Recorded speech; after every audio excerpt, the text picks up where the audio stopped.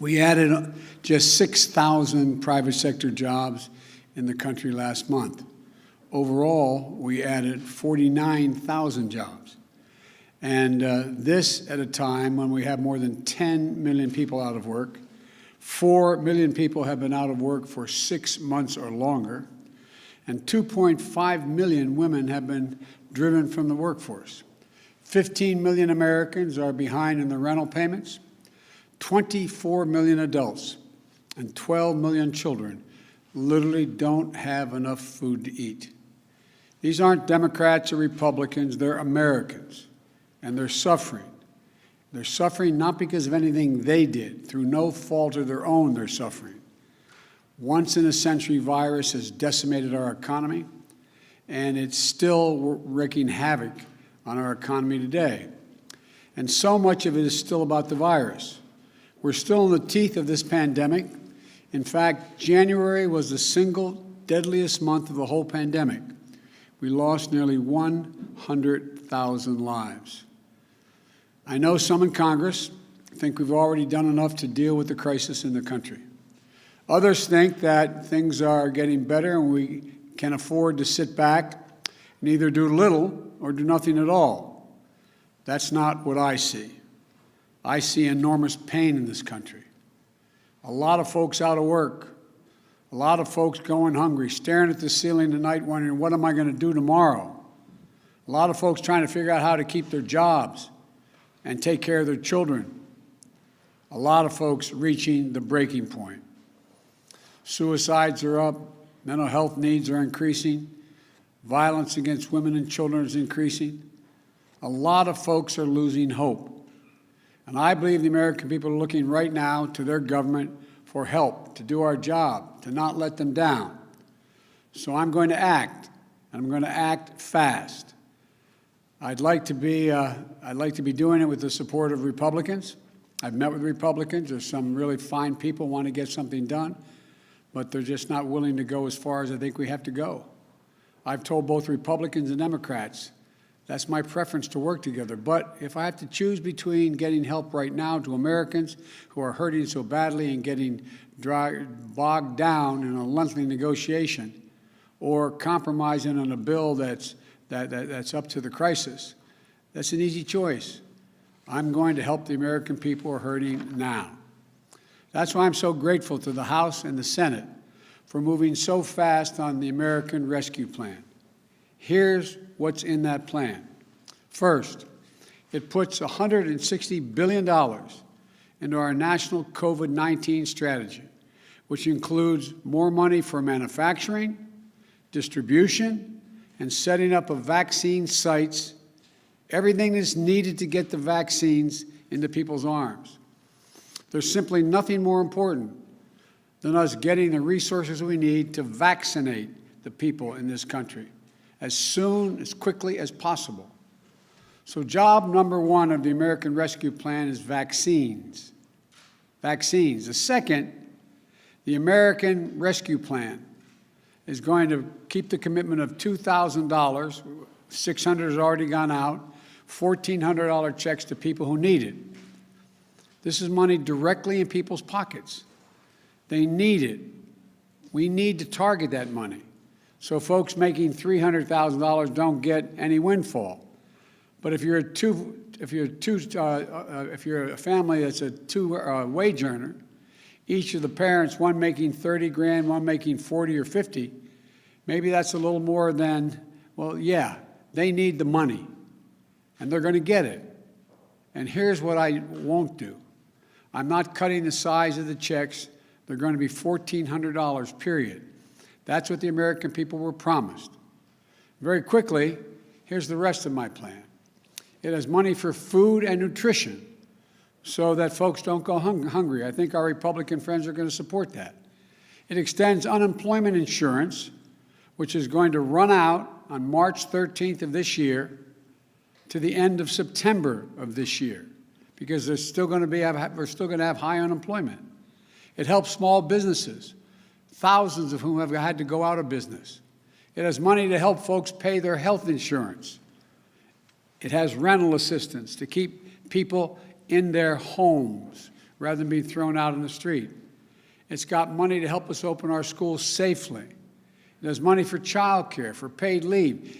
It gets needed resources of state and local governments to prevent layoffs of essential personnel, firefighters, nurses, folks, school teachers, sanitation workers. It raises the minimum wage. It's big and it's bold, and it's a real answer to the crisis we're in. That's one more thing, and I want to say it very clearly on this, be very clear on this point. It's better economics. It not only addresses the immediate crisis we're in, it's better for the long-term economic health of our nation and our competitiveness.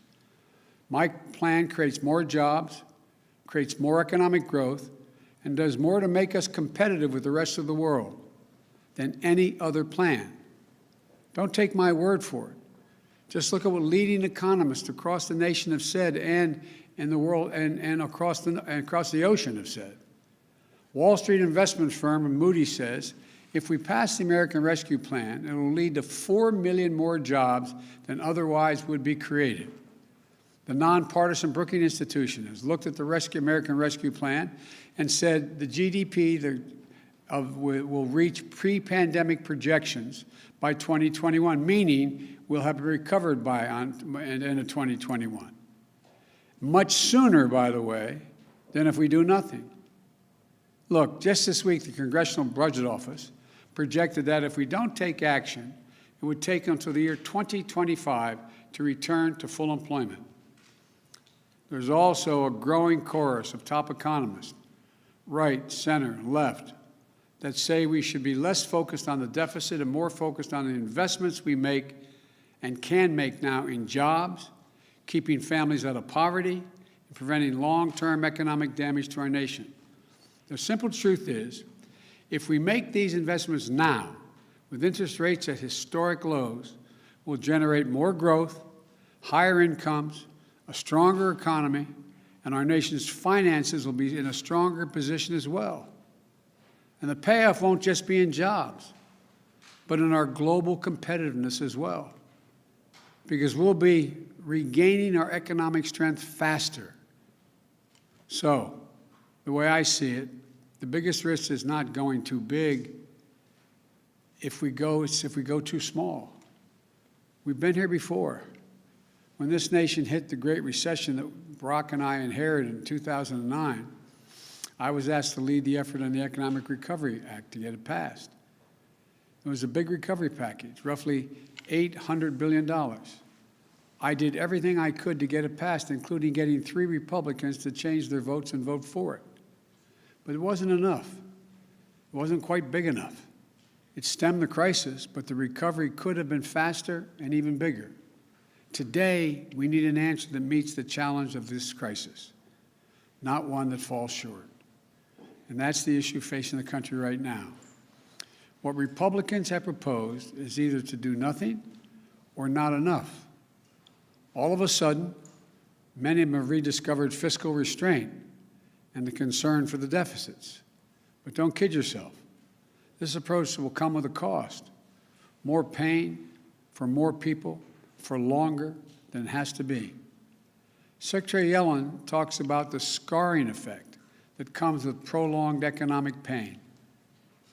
We see that scarring effect in economic data, but more important, we can see it in the lives of people living with long-term unemployment, living in hunger, at wits' end over how to keep their jobs, take care of their kids. And then she talks about the need to alleviate long-term suffering in the economy. We can do that. We don't have to wait until 2025 to get back to full employment, which will be the case if we don't do this. Again, independent analysis from places like Moody's on Wall Street, Brookings Institution, the American Rescue Plan could achieve that by the beginning, full employment by the beginning of next year. So to me, this is what this moment comes down to. Are we going to pass a big enough package to vaccinate people, to get people back to work, to alleviate the suffering in this country this year? That's what I want to do. Or are we going to say to millions of Americans who are out of work, many of whom have been out of work for 6 months or longer, who've been scarred by this economic and public health crisis. Don't worry, hang on. Things are going to get better. We're going to go smaller, so it's just going to take us a lot longer, like until 2025. That's the Republican answer right now. I can't in good conscience do that. Too many people in the nation have already suffered for too long through this pandemic and economic crisis. And telling them we don't have the money to alleviate their suffering, to get to full employment sooner, to vaccinate America after $8 trillion in deficit spending over the past 4 years, much of it having gone to the wealthiest people in the country, is neither true nor necessary. We do have the resources to get to full employment sooner. We do have the tools to reduce a lot of suffering in this country. We just have to choose to use them. So it's time to act. We can reduce suffering in this country. We can put people back to work. We can gain control of this virus. That's what the American Rescue Plan does. And that's what I'm determined to do. And that's what I hope we're going to be able to do in the near term.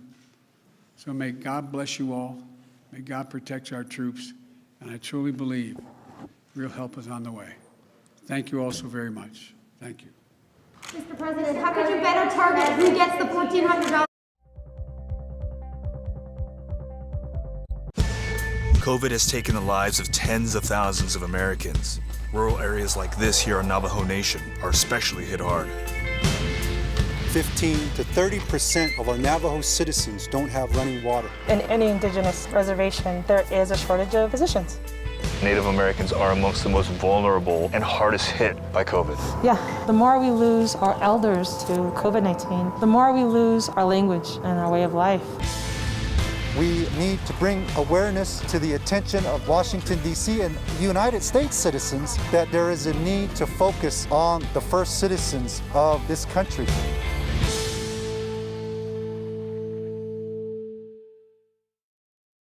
CBSN Los Angeles.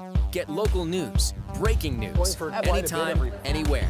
It's easy to find us, and it's free. Download the CBS News app on your favorite devices. CBSN Los Angeles, streaming 24/7. CBSN Pittsburgh, your neighborhood news, streaming 24/7. Anytime, anywhere. Find it on kdka.com and on all your favorite devices.